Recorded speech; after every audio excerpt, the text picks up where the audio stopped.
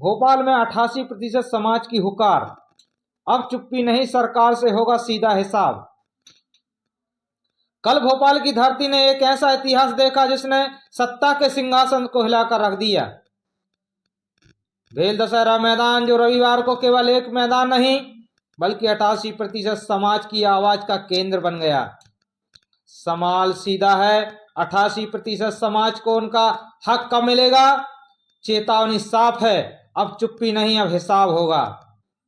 विवादित बयानों के बाद निशाने पर आए आईएएस संतोष वर्मा के समर्थन में आज पूरा बहुजन समाज सड़कों पर उतर आया है। जय भीम आर्मी, अजाक्स, मध्य प्रदेश विद्युत मंडल आरक्षित वर्ग संगठन, अहिरवार समाज समिति, अपाक्स, ओबीसी महासभा समेत 21 से ज्यादा संगठनों ने मिलकर अपनी ताकत दिखाई। मंच से एक ही ललकार सुनाई दी, जब आबादी 88% हमारी है तो शासन के फैसले हमारे बिना क्यों? आईएएस संतोष वर्मा कार्रवाई के बाद पहली बार सार्वजनिक मंच पर दिखे। नारा, जिसकी जितनी संख्या भारी उसकी उतनी हिस्सेदारी। आरक्षण ओबीसी को रोकने पर सरकार को घेरा। चेतावनी, न्याय नहीं मिला तो होगा उग्र आंदोलन।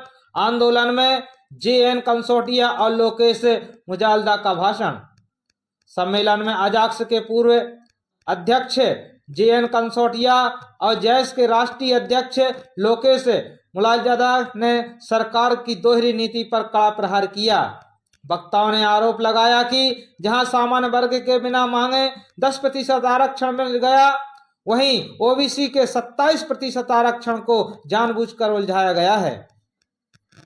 उन्होंने साफ कहा कि आदिवासी और दलित अधिकारियों पर कार्रवाई समाज को दबाने की कोशिश है, जिसे बर्दाश्त नहीं किया जाएगा। भोपाल में देखा आरडी प्रजापति का आक्रामक अंदाज, लेकिन माहौल तब और गर्मा गया जब पूर्व विधायक और आरडी प्रजापति ने व्यासपीठ से कथा बांचने वाले धीरेन्द्र शास्त्री, अनुरुद्धाचार्य और रामभद्राचार्य पर तीखा हमला बोला। प्रजापति ने दहाड़ते हुए कहा, चाहे मुझे फांसी दे दो या संतोष वर्मा को हटा दो, लेकिन पहले उन कथावाचकों पर कार्रवाई करो जो व्यासपीठ से जगह उगल रहे हैं। 5 घंटे तक चला यह महासम्मेलन सिर्फ एक सभा नहीं थी, बल्कि 2026 की राजनीति का नया टर्निंग पॉइंट है। 21 संगठनों की यह एकजुटता बता रही है कि अब हक की लड़ाई निर्णायक मोड़ पर पहुंच चुकी है। क्या सरकार इस 88% के आंकड़े का जवाब दे पाएगी? यह चिंगारी आने वाले समय में कड़ा राजनीतिक तूफान लाएगी। आने वाले समय में हम देखते हैं संवाददाता की भोपाल से खबर।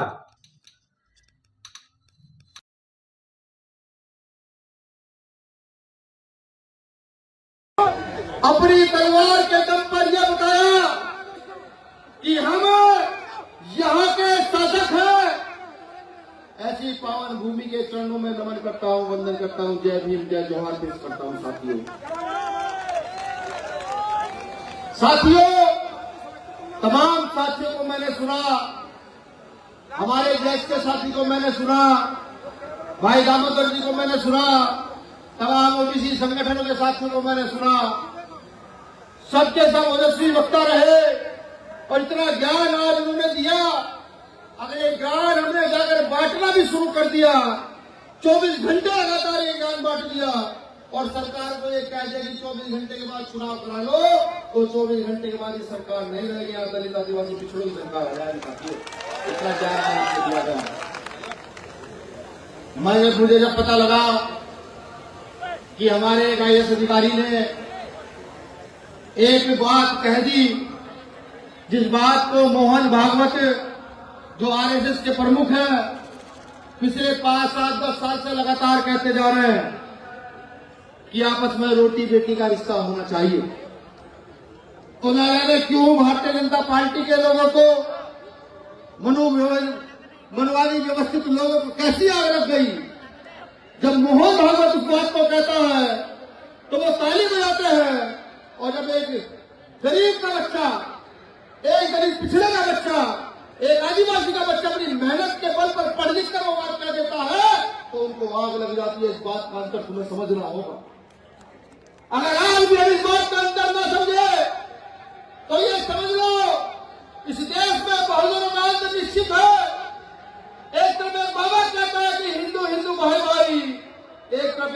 एक कहने पर एक हिंदू दूसरा भी ये कहता है अगर हम भाई हैं हम रिश्तेदार भी बन सकते हैं, हमें छोटी बेटी का हिस्सा भी हो सकता है, तो दूसरे हिंदू के खिलाफ इस देश में आडंबर के साथ साथ षड्यंत्र चल पड़ता है। ये बात हमें समझनी है।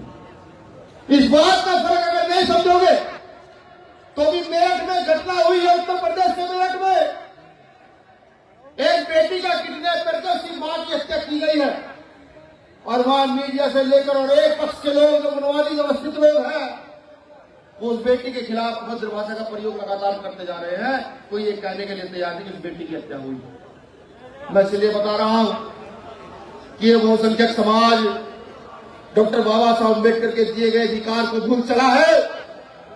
अगर आप आर्टिकल 326 का प्रयोग सही से करते, आर्टिकल 326 को समझते और आर्टिकल 326 को यह सोचते कि एक आर्टिकल ऐसा है जो तुम्हें इस देश में मांगने वाले से ज्यादा देने वाला बना सकता है, तो आज व्यवस्था कुछ और होती। आज हमारे आईएएस अधिकारी को किसी की औकात नहीं होती कि चिट्ठी लिखकर सस्पेंड कर देना साथियों। अगर आज ये उस आर्टिकल का प्रयोग सही से कर ले जो आज हमें आज जनसभा करने की जरूरत पड़ रही है अपने एक अधिकारी को न्याय दिलाने के लिए, तो आप में से एक भी बच्चा खड़े होकर कहता सुनो हमारे अधिकारी ने जो कह दिया वो कह दिया, वो वापस नहीं होगा, जाओ जिसमें जितनी औकात है उखाड़ना उखाड़ लो। परखिएगा जो मनुवादी है, जो संविधानवादी नहीं है। इस देश में जो जातियां अगर सवर्ण जातियां हैं उनमें भी संविधानवादी लोग हैं। इस देश में जो जातियां निम्न जातियां हैं उनमें भी मनुवादी लोग हैं। मैं मनुवादी लोगों को कह रहा हूं, इस देश में जो मनुवादी है और जो संविधानवादी है, इन दोनों को सोचना होगा कि किसकी ताकत ज्यादा है। मनुवादियों को भी सोचना होगा अगर उनमें दम है तो वो अपनी ताकत के अनुसार इस देश की व्यवस्था में अपनी हिस्सेदारी तय करें। और यहाँ के संविधानवादियों को भी सोचना होगा कि अगर तुम में दम है तो कितने संतोष वर्मा के खिलाफ कार्रवाई करवाओगे, ये तुम्हें भी सोचना होगा। ये कार्रवाई संतोष वर्मा के खिलाफ नहीं हुई, ये कार्रवाई हम सबके खिलाफ हुई है। यहाँ बैठे हर शख्स के खिलाफ हुई है जो डॉक्टर अम्बेडकर को मानता है। यहाँ बैठे हर शख्स के खिलाफ हुई है जो संविधान को मानता है। हम ये जरूर कहेंगे कि हम यहाँ आए हैं संतोष वर्मा जी के समर्थन में, लेकिन आज घर जाकर के सोचने का काम कीजिएगा। वो समय याद कीजिएगा जब डॉक्टर अम्बेडकर बाहर से पढ़कर यहाँ आए थे और नौकरी जब लगी तो पानी का गिलास भी उनके लिए कहा कि तुम्हें पानी का गिलास अलग से अपना लाना होगा, पानी अलग से लाकर पीना होगा। वही कंडीशन बदली नहीं। यही तो हुआ संतोष वर्मा जी के साथ। एक दलित आदिवासी के बच्चे हैं और ये कह दिया कि संविधान के मौलिक अधिकार कहता है कि आपको समानता का अधिकार है, आपको शादी विवाह में समानता है। ये कह दिया तभी तो आज उनके समर्थन में उत्तर प्रदेश, बिहार, राजस्थान, मध्य प्रदेश, महाराष्ट्र के लोग यहाँ उपस्थित हैं। कब तक ये अपमान करते रहोगे? क्या हम इतने बेइज्जत हो गए कि इतनी सारी हत्या, बलात्कार, अपमान होने के बावजूद भी जागने नहीं जाते? अरे डॉक्टर अम्बेडकर के संविधान को देखो, उसे समझो, चीजें मुझे समझ जाओगे। मैं लिखकर देता हूं, आप छोड़िएगा। अगर घर की एक सुई कहीं सड़क पर डाल दोगे तो किसी की हैसियत नहीं होगी सुई को उठा करके अपने घर लेकर जाए। ये बात आपको सोचनी पड़ेगी साथियों। मैं आपको बताऊं कि अभी जो हमारे भाई दामोदर जी हैं उन्होंने मुझसे बड़े हैं, उन्होंने जो बात कही उस पर खूब बवाल मचने वाला, खूब बवाल होगा, तो उसका जवाब भी मैं जैसे कोर्ट में मैं दे दूं। और खासतौर से जुडिशरी को भी ये बता दूं कि जिस प्रकार से मुकदमे तुम समाज पर लगाते हो ना, ठीक नहीं है। संविधान का आर्टिकल 13 ये कहता है कि 26 जनवरी सन 1947 से पहले, माफी चाहूंगा, 26 जनवरी 1950 से पहले इस देश के जो कानून थे मानवता विरोधी थे, उन सभी कानूनों का खंडन किया जाता है। अगर उन कानूनों का कोई प्रयोग करता दिखता है तो उसका रास्ता सीधा जेल होगा। ये संविधान का आर्टिकल 13 कहता है मेरे साथ। मुझे लगता है माननीय मुख्यमंत्री महोदय इस बात को भूल गए, प्रधानमंत्री तो भूल ही चले, बिल्कुल भूल चले हैं। मैं याद कराऊं माननीय मुख्यमंत्री जी को, जब उनकी सरकार नहीं थी, हम 12 फरवरी को इसी मैदान में आए थे। कौन सा साल था सुनील बरसिया? 22 या 23? 12 फरवरी 2023 को यहां संविधान मानने वाले लोग आए थे भीमार्मी के नेतृत्व में, जिसमें जय संगठन ओबीसी महासभा के तमाम साथियों का बड़ा सहयोग रहा था। और इतनी बड़ी तादाद में आए थे कि प्रशासन पूरे दिन हमारे लोगों को शहर से बाहर खदेड़ता रहा। इस भोपाल के अंदर पैर रखने की जगह नहीं थी साथियों, ये शायद मोहन मोहम्मद जी को याद नहीं। मैं आपसे एक वादा भी चाहता हूं कि जो अपमान ग्वालियर में डॉक्टर अम्बेडकर का हुआ, जो अपमान मध्य प्रदेश में हमारे अधिकारी, हमारे मुखिया संतोष वर्मा जी का हुआ, अगर उस अपमान का बदला लेने की बात आएगी और बुलाया जाएगा तो क्या होगे? मैं झूठ नहीं सुनता। जिसमें दम हो वो आदमी हाथ खड़ा करके कहे कि हाँ भैया हम आएंगे, अपना सम्मान बचाने हम आएंगे। तो ध्यान रखना, हो सकता है कि 12 फरवरी को घोषणा हो, 700 से बात करके बता दी जाएगी। अगर संतोष वर्मा जी के खिलाफ जो कार्रवाई हुई है उसको वापस न किया गया, उसको वापस न किया गया, और ग्वालियर हाईकोर्ट में वैसे तो हमारे साथी ने घोषणा कर दी है, मैं फिर भी बता दूं, ग्वालियर हाईकोर्ट में डॉक्टर अम्बेडकर की प्रतिमा को न लगाया गया था, तो इतनी 100 गुना ताकत है यहाँ उतरेंगे भोपाल के अंदर कि भोपाल छोड़िए, मध्य प्रदेश की हर गली के अंदर डॉक्टर बाबा साहब अम्बेडकर का, भगवान बिरसा मुंडा का, फूले साहब अम्बेडकर का न्याय खड़ा दिखेगा सरकार को। इतनी बड़ी तादाद में आएंगे, कमर कस लीजिएगा फिर जा करके। सम्मानित साथियों, मैं जब ओबीसी की बात देखता हूं, ओबीसी की ओर देखता हूं तो कटकटी ताक करके कि मेरा एक भाई आज दूसरे को मजबूत कर रहा, तो संविधान को पढ़ता हूं तो देखता हूं कि डॉक्टर बाबा साहब अम्बेडकर ने 341 से पहले आर्टिकल 340 लिखा, और आर्टिकल 340 के तहत जो छोटा सा अधिकार ओबीसी को मिला है वो भी पाया।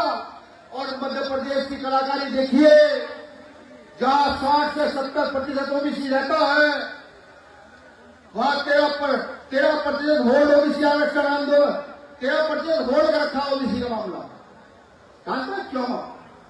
जानते हैं किस लिए? इसलिए कि अगर ओबीसी को रिजर्वेशन पूरा मिल गया तो इनके बच्चे वहां जाकर आईएएस बनेंगे, पीसीएस बनेंगे, डॉक्टर बनेंगे, इंजीनियर बनेंगे, और वो आबादी तो बहुत निम्न संख्या में है, उनके अधिकारों पर डाका डाल देने का काम करेंगे। इस बात को भी आपको समझना होगा। अगर अधिकार चाहते हो तो अपना राज्य, महापुरुषों ने कहा है कि जिसका दल नहीं होता उसका बल नहीं होता, और जिसका बल नहीं होता उसकी समस्याओं का कभी हल नहीं होता। बात लिख कर जाइएगा, मेरी हकीकत बात है। और अगर अपनी समस्याओं का हल चाहते हो, अगर अपनी समस्याओं का हल चाहते हो तो अपना बल पैदा करना होगा, और अगर अपना बल चाहते हो तो अपना दल पैदा करना होगा, और अगर अपना दल चाहते हो तो ऐसे लोगों के साथ खड़ा होना होगा जो लोग रुकने झुकने बिकने का नाम नहीं लेते, जो जब चलना शुरू कर सकते हैं तो गोली खा लेंगे लेकिन पीछे नहीं हट पाएंगे। ऐसे लोगों के साथ खड़े होने का काम करना होगा। मैं कहता हूं तमाम जैस संगठन के साथियों से भी, मुझे जैस का इतिहास भी पता है, ये नहीं कि मैं नहीं जानता, मुझे ये भी पता है आज उसको भी टुकड़े टुकड़े करके तोड़ा जा रहा है, और उसको तोड़ कौन रहा है? वही लोग तोड़ रहे हैं जिसके लिए, माफी चाहूंगा जैस का नाम मैंने गलत लिया, आजाद संगठन का नाम, मैं फिर कहता हूं मैंने जैस का नाम गलत लिया, उसके लिए माफी चाहूंगा। आजाद संगठन का भी मैं जानता हूं, मैं ये भी जानता हूं कि आज तक आप लोगों ने कहा किस किस के लिए काम किया। मैं ये भी जानता हूं कि जैसे आपकी शक्ति बढ़ी, आपके 2-3 टुकड़े करने का काम इस प्रदेश में कौन कर रहा है, मुझे ये भी पता। अब आप तय कीजिए कि आपको कहां रहना है। उनके साथ रहना है जो आपकी बढ़ती शक्ति को देखकर डर जाते हैं और आपके संगठन के टुकड़े टुकड़े कर देते हैं, या हम जैसे फकीरों के साथ खड़े होना है जो मर मिटने के लिए तो तैयार है, मान सम्मान के साथ समझौता करने के लिए तैयार नहीं, ये आपको तय करना है। अभी मध्य प्रदेश में एक आंदोलन और होने जा रहा है। वो आंदोलन बहुजनों का आंदोलन है। 30% वोट ओबीसी आरक्षण आंदोलन 30 जनवरी को अनिल गुर्जर जी के नेतृत्व में किया जाएगा। सब साथी बढ़ चढ़कर हिस्सा ले संवैधानिक दायरे में, बढ़कर हिस्सा ले संवैधानिक दायरे में। एक मुट्ठी करके जुट जाए। अगर हमारे क्षेत्रों में कोई गलत घटना होती है तो फौरन सूचना दे। अब शेर चीते जिन्हें बन जाए। अब हमें मधुमक्खी के छत्ते बनने का समय आ चुका है। अब हम सबको मिलकर के मधुमक्खी का छत्ता बन जाना है।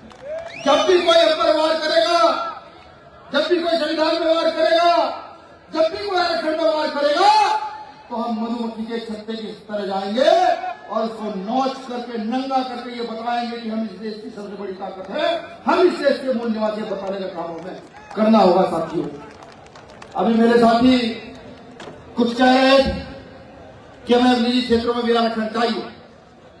हालांकि मेरा भी ये कहना है कि निजी क्षेत्रों में भी दलित, आदिवासी, पिछड़ों को, अल्पसंख्यकों को आरक्षण मिलना चाहिए। लेकिन फिर भी मैं आपसे एक बात तो बताता हूं, संविधान आपको यह भी आजादी देता है कि अगर आप अपनी पूर्ण बहुमत की सत्ता स्थापित करते हैं तो एक बिल पास करा करके आप इस देश का जितना निजीकरण किया गया है उससे दुगना इस देश में सरकारीकरण भी कर सकते हैं, सिर्फ एक बिल पास करा के। एक सरकार अभी मेरे भाई ने छोटे लोकेश ने कहा कि जल हमारा, जंगल हमारा, जमीन हमारी, फैक्ट्री लगती है, अधिकार हमारे साथियों को काम नहीं मिलता। मेरे भाई, काम जब मिलेगा जब मन मुट्ठियों का एक होंगे और यहाँ की सत्ता को ललकारने का काम करेंगे, यहाँ की सत्ता में भागीदारी की बात करेंगे, तब हमें काम मिलना होगा।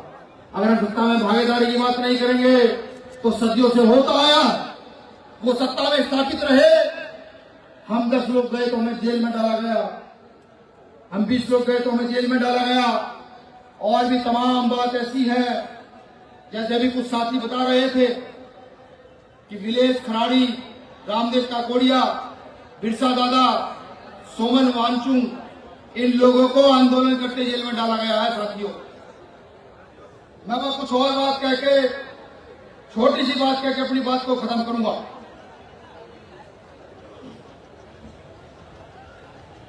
ये लड़ाई पद प्रतिष्ठा की नहीं है। अगर मान्य वर्मा जी को पद प्रतिष्ठा की बात होती तो झुक करके कहते कि मेरा पद वापस कर दो, मेरा पद वापस कर दो। ये लड़ाई मान सम्मान की लड़ाई है। वो जो मान उन्होंने हमारा किया है, ये लड़ाई उसके खिलाफ है। वो जानता है हमारा अपमान क्यों करते हैं। उन्हें किसानों के पसीने से बदबू आती है, उन्हें दलित, पिछड़ों के, आदिवासियों के पसीने से बदबू आती है। साथियों, वो पसीना जो जब हम मेहनत करते हैं तब हमें आता है। जैसे मेरा एक भाई अभी बता रहा था कि एक साथी 50 किलोमीटर से शायद पैदल चलकर यहाँ आया, 50 से 500 किलोमीटर चल रहा था, वो पैदल चलकर यहाँ आया। उन्हें हमारे पसीने से बदबू आती है तो हमारा भी फर्ज बनता है कि जिन जिन लोगों के पसीने से इस देश में बदबू आती है, वो पसीने के बदबू वाले लोग खड़े हो जाए, मजबूत हो जाए, एक हो जाए और यहाँ की शासन सत्ता पर कब्जा करके उनको ये बताए कि इस देश की, प्रदेश की शासन व्यवस्था को एसी में बैठे लोग नहीं चलाएंगे, धर्म के आधार पर लोग नहीं चलाएंगे, पसीने की बदबू वाले लोग चलाएंगे, जो मेहनत मजदूरी किसानी करने वाले उनको ही बताने का काम। जिस दिन ये बता दिया तो हमारे घर में अच्छी शिक्षा होगी, हमारे घर में अच्छे नौकरियां होंगी, हमारे अच्छे मकान बने होंगे, हमें बेटियों की शादियों की चिंता नहीं होगी। जिस दिन ये बता दिया उस दिन आरक्षण के लिए लड़ने की जरूरत नहीं पड़ेगी। उस दिन हम खुद आरक्षण पाकर इनके मुंह पर मारेंगे और कहेंगे हम यहाँ के शासक हैं, अब हमने जाना डॉक्टर अम्बेडकर हमें क्या लेकर गए। उस दिन आरक्षण पाकर के मुंह पर मारेंगे और कहेंगे अब इस देश में न्याय क्या होगा ये बता देने का हम काम करेंगे। इसलिए मेरे साथियों, मैं फिर एक बार वचन लूंगा अगर 12 फरवरी को बुलाया जाएगा क्या आओगे? अपनी रोटी लेकर आओगे? अपनी पानी की बोतल और लोहे भी लेकर आओगे? हो सकता है पुलिस डंडे मारे तब भी आओगे? हो सकता है जेल डालने का तब भी आओगे? तो संतोष वर्मा जी आ जाइए मेरे पास। संतोष वर्मा जी को मिलो भाई।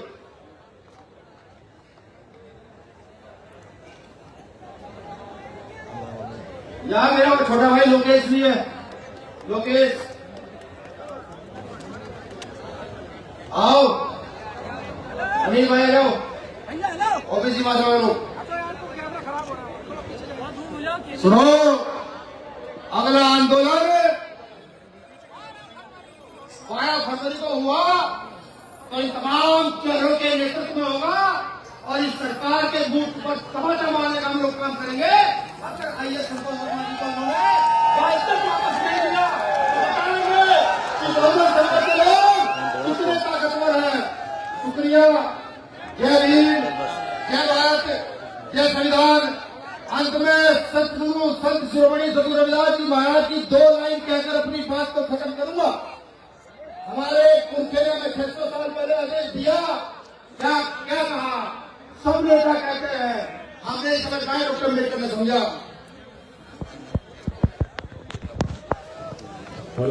अच्छा, उससे पहले मैं एक चीज और बता दूं। यहाँ एक बाबा है, उनकी सभापति सुरेंद्र शास्त्री जी की समाज के हिवाड़ समाज की जमीन पार्टी के नाम पर उपयोग में ली गई थी। अब उनके गुंडे उस 10 एकड़ जमीन पर कब्जा कर लिए हैं। वह गरीब दर दर भटक रहा है अपनी जमीन दिलाने के लिए। सोचो,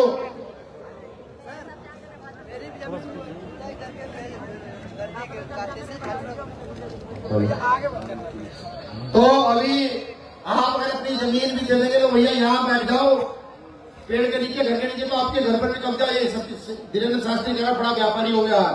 वैसे तो ये मामला मैं दामोदर यादव जी को देता हूँ, तो इस मामले को सही से डील करता, वो सही से डील करता है।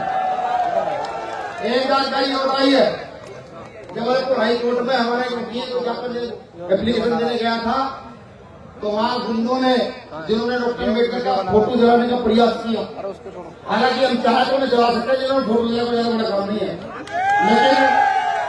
लेकिन संविधान से हाथ बने हुए हमारे बाप ने कहा संविधान है, इससे लड़ना, इससे लड़के के भिजवाया भिजवाया, ठीक है, इलाज करेंगे संविधान सही।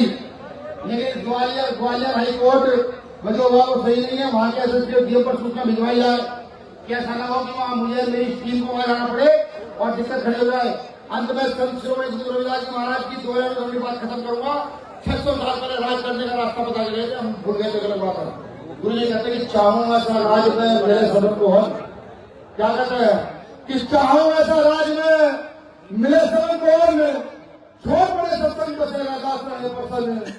600 साल पहले हमारे पुरखे हमें कह रहे हैं कि ऐसा राज स्थापित करना जहां कोई छोटा बड़ा ना हो, जहां किसी को कोई गम ना हो, ऐसा राज स्थापित करना, ऐसा राज स्थापित करके इस देश का संचालन करना, दुनिया का संचालन करना। हालांकि इस राज को स्थापित करने के लिए भगवान बिरसा मुंडा ने